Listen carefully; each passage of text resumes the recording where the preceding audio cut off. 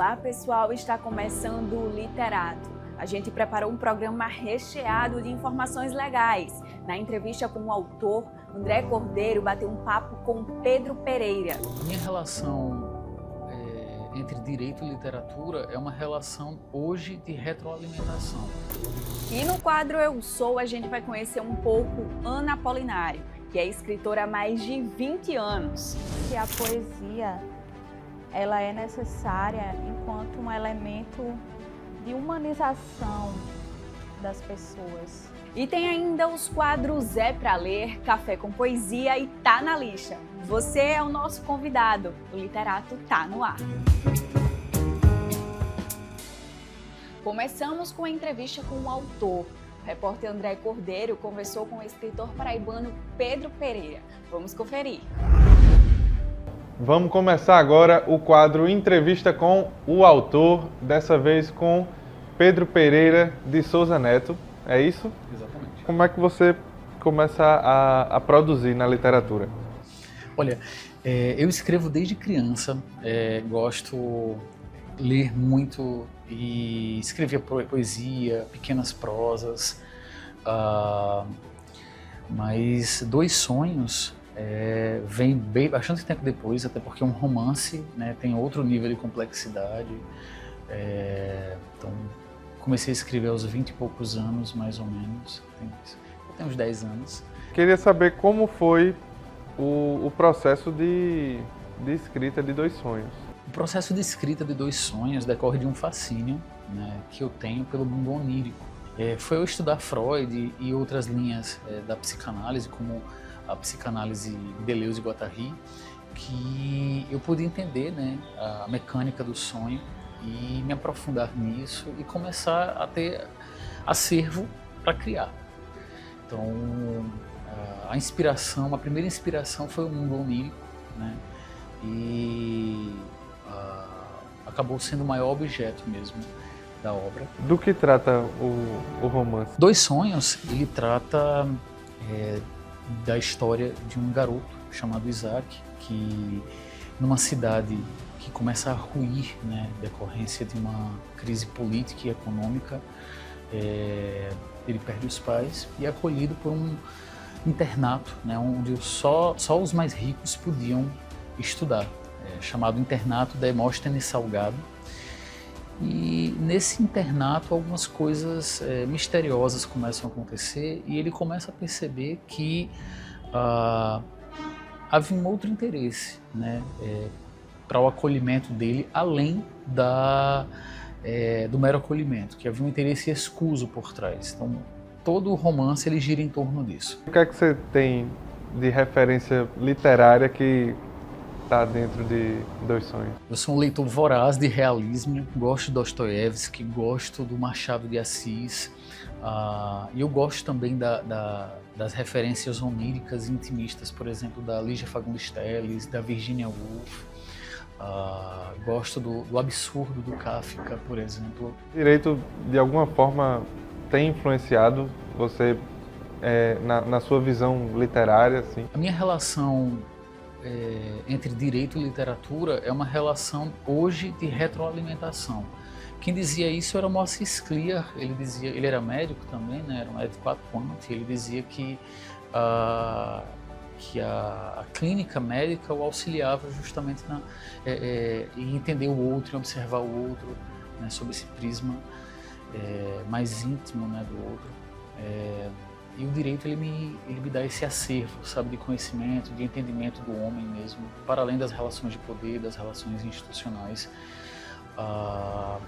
além de sempre me manter na leitura, né? Eu, enquanto advogado, eu preciso ter a argumentação afiada, né? Eu não posso, se eu passar 2 meses sem ler algo para além do jurídico, eu noto que eu começo a me tornar mecânico, então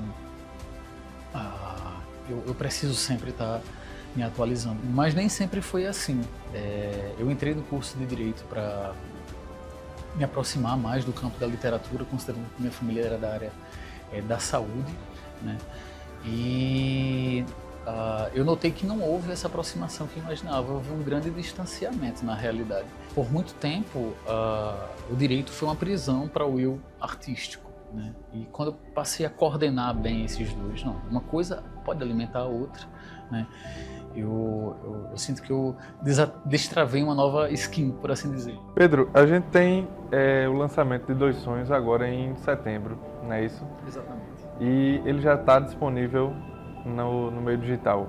Quem quiser pode buscar, falar diretamente comigo através do Instagram, @euteconheçopedro, o C cedilha sem a cedilha, no caso eu te conheço Pedro, ou buscar diretamente na Amazon, né?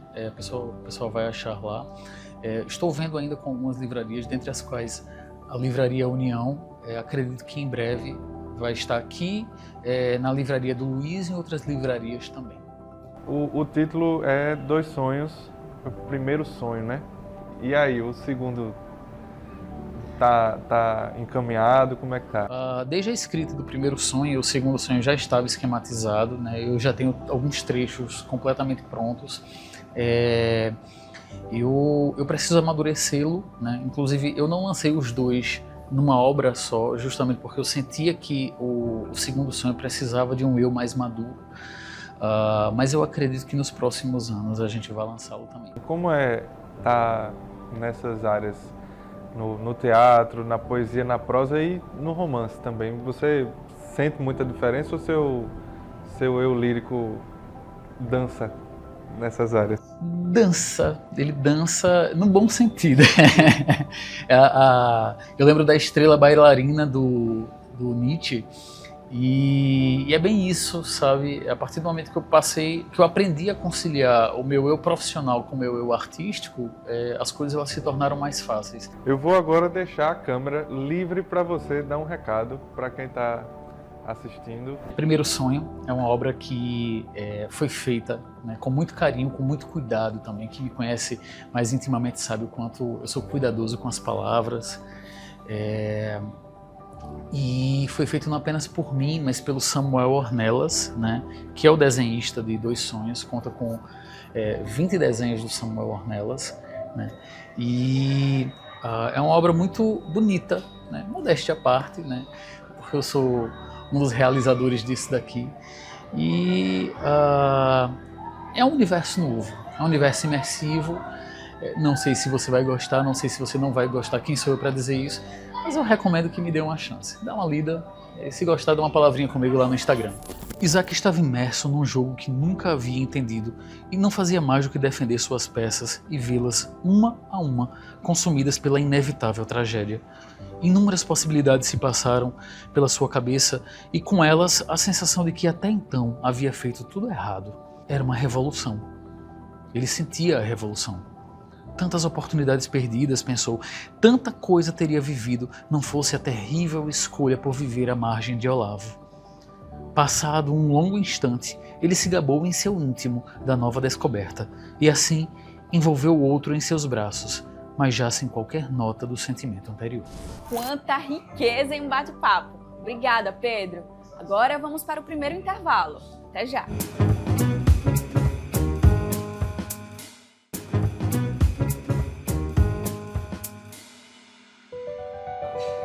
Já voltamos e vamos direto para o quadro É Pra Ler.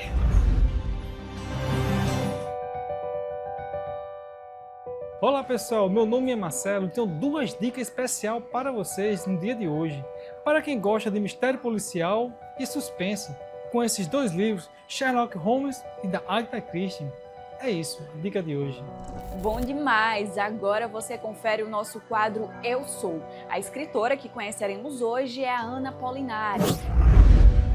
Sou Ana Polinário, poeta, escritora, pedagoga, produtora cultural independente. Eu sou organizadora do Sarau Selváticas e da Cia Quimera Teatro e Poesia há alguns anos.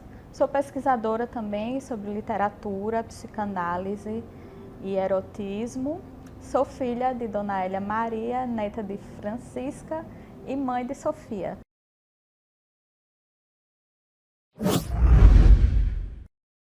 Eu acredito que a poesia ela é necessária enquanto um elemento de humanização das pessoas. em que o sonho que nos habita, ele precisa caminhar pelo mundo. Eu tenho um verso que diz assim: a poesia habita meu corpo, feito um animal furioso. E eu acredito muito nisso, eu sinto muito essa força, esse poder da poesia que precisa caminhar, que precisa estar na vida, nos livros, que precisa chegar a outras pessoas. Então, a poesia é de quem precisa, a poesia é o florescer das nossas subjetividades no mundo.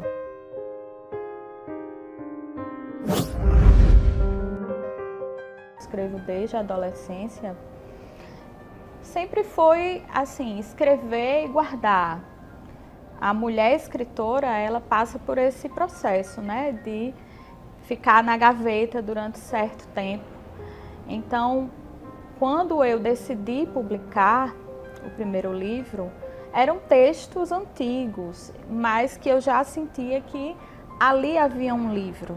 Então, esse processo vem muito da minha experiência como leitora, desde criança e adolescente, e também da minha experiência de vida, as minhas relações, as minhas subjetividades, minhas loucuras, né? Que a gente vai construindo, que a gente vai vivenciando. Então, o processo criativo, eu diria que hoje ele está bem mais consciente, bem mais construído, bem mais pensado. Então, ao decorrer dos anos, eu fui aprendendo a lapidar esses poemas e a pensar no livro como uma estrutura, como algo que tem linhas de força, que tem uma temática e que conta uma história.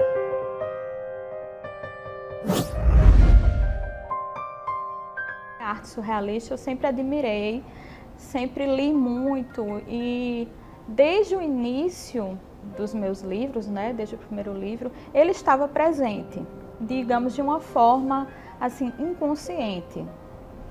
E aí, a partir do meu diálogo com outros poetas, com Floriano Martins, que é um poeta surrealista do Ceará, ele é um estudioso do surrealismo, ele é um tradutor. Aqui no Brasil, o surrealismo teve um movimento encabeçado pelo Sérgio de Lima e a Leila Ferraz. Tivemos até uma exposição internacional do surrealismo nos anos 70. Então, é um movimento, uma estética que esteve presente e ainda está viva. Tem muitos jovens poetas que estão produzindo e que se alinham à estética surrealista. Inclusive, esse ano marca um dos centenários do surrealismo, que é 100 anos da publicação do primeiro manifesto do surrealismo, em 1924. E a Biblioteca Mário de Andrade, em São Paulo, estará fazendo o Festival Mário de Andrade, na sua 4ª edição, com a temática desses 100 anos do surrealismo. Então, haverá um suplemento, o suplemento Pauliceia, que é publicado pela biblioteca, no qual eu estou junto com outros poetas brasileiros surrealistas. Eu acredito que eu sou a única da Paraíba. Essa edição do suplemento traz poemas, traz textos, e também no festival haverá muitas discussões. Eu estarei presente lá com uma mesa sobre surrealismo no Brasil.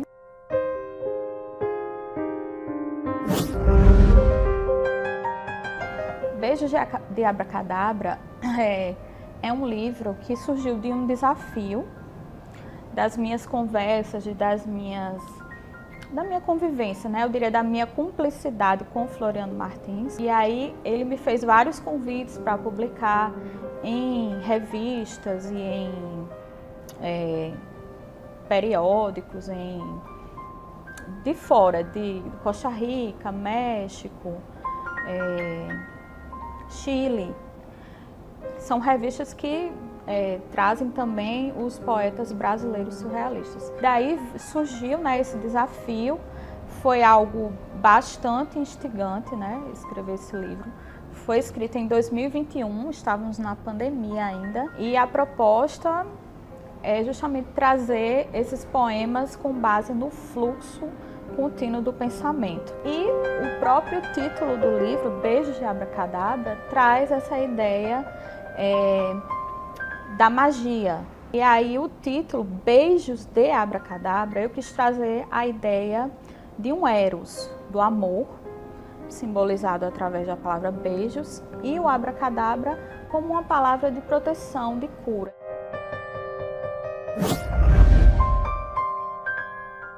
Então, a mensagem que eu quero deixar é: leiam poesia, leiam mulheres, leiam autoras, que fazem poesia contemporânea na Paraíba. Então, a leitura, a poesia é importante. A poesia é essa via de humanização, essa via pelo qual os nossos sonhos podem florescer. Holograma Xamânico, poema do livro Beijos de Abracadabra. Um milagre após outro, o vento dilacera o tempo. Os arquipélagos golfam sangue. Minha voz abre redemoinhos de mel no enxame mundano. As máscaras de Circe brilham no centro da floresta. A noite reverdece suada de seus músculos. 1000 ventres suspiram beijos de abracadabra. Obrigada por compartilhar com a gente um pouco da sua história, Ana. Beijo para você. Agora vamos para mais uma pausa. Fica aí que hoje ainda temos Café com Poesia e o quadro Tá na Lista.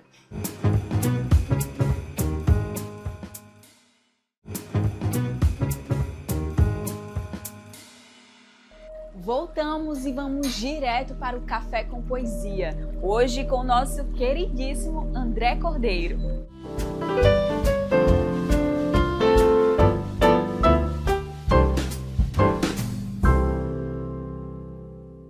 Há um pássaro tentando avisar a sociedade sobre coisas que acontecem.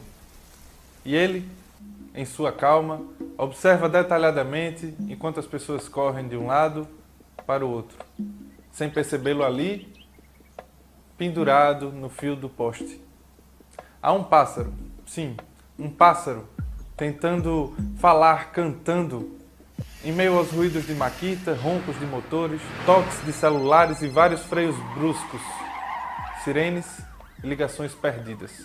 Há um pássaro, sim, um pássaro. E ele diz que tem muita coisa errada e que estamos falhando e que seremos extintos até o final desse ano se continuarmos nesse ritmo, dançando conforme a música. E nem música teremos se a banda está cansada. E como viveremos? Como viveremos sem música e sem pássaro e sem nada? Para além de ser humano, eu sou artista. Acho que vai muito além do entendimento humano, né? A capacidade de ser artista.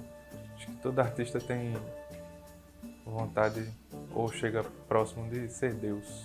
Desde do momento que eu acordo, da hora que eu tenho que me alimentar, que alimentar o corpo, eu penso em arte, assim. Se eu pudesse, eu vivia fazendo arte. Mas a arte construiu, por influência de meu pai, principalmente, me construiu assim completamente. Acho que por ter contato desde muito cedo, ela me moldou assim, e até entender os caminhos que eu não quero seguir também, né? Já tentei deixar ela de lado de alguma forma em alguns outros momentos assim, mas é impossível. Ela tá na veia. Foi uma psicóloga minha que me acompanhando falou: "Véi, você tem dificuldade de falar sobre você, mas quando a gente vê seus textos, tem muito de você ali. Eu posso trabalhar com qualquer outra coisa, posso estar em qualquer outro lugar do mundo, para que eu viva em paz, eu preciso estar fazendo poesia, recebendo, trocando." Eu espero que quem esteja assistindo esse vídeo agora, nesse momento, tenha a sensibilidade de ouvir, de compreender e que, sei lá, daqui a 2 horas, quando você for fazer outra coisa na sua vida, você compreenda que existe poesia também, que a vida sem poesia não existe. Agora vamos para mais uma pausa. Fica aí que hoje ainda temos o quadro Tá na Lista.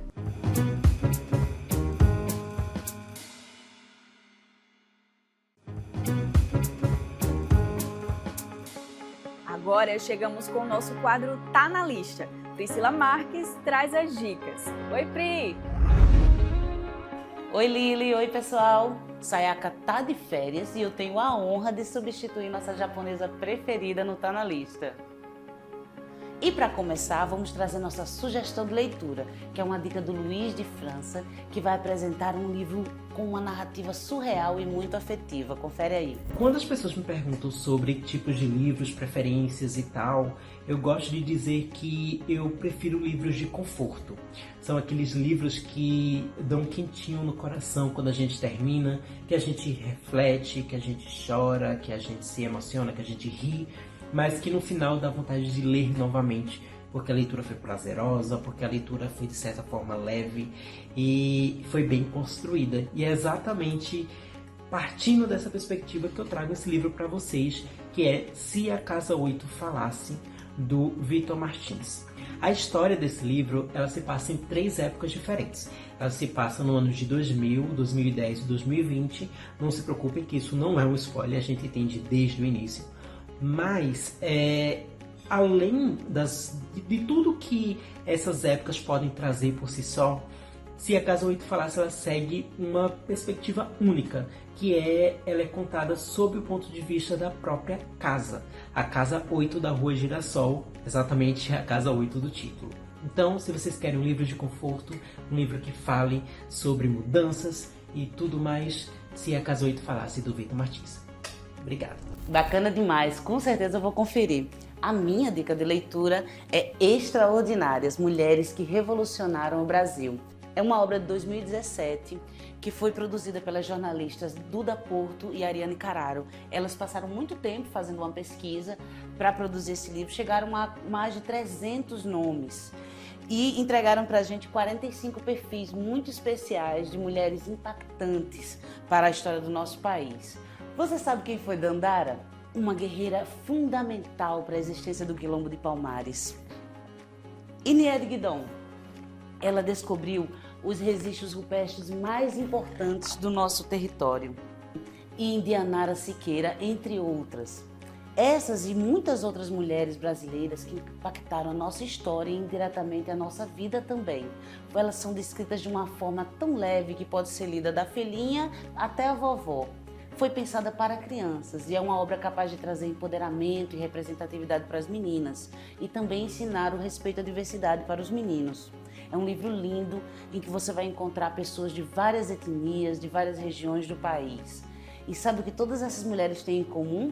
A força extraordinária para lutar por seus ideais e a vontade de transformar o Brasil num lugar ainda melhor para o povo. Tchau! Obrigada, Priscila. Até a próxima! E o Literato vai ficando por aqui. Para rever o programa de hoje, é só acessar o canal no YouTube TV Cidade João Pessoa. Até semana que vem!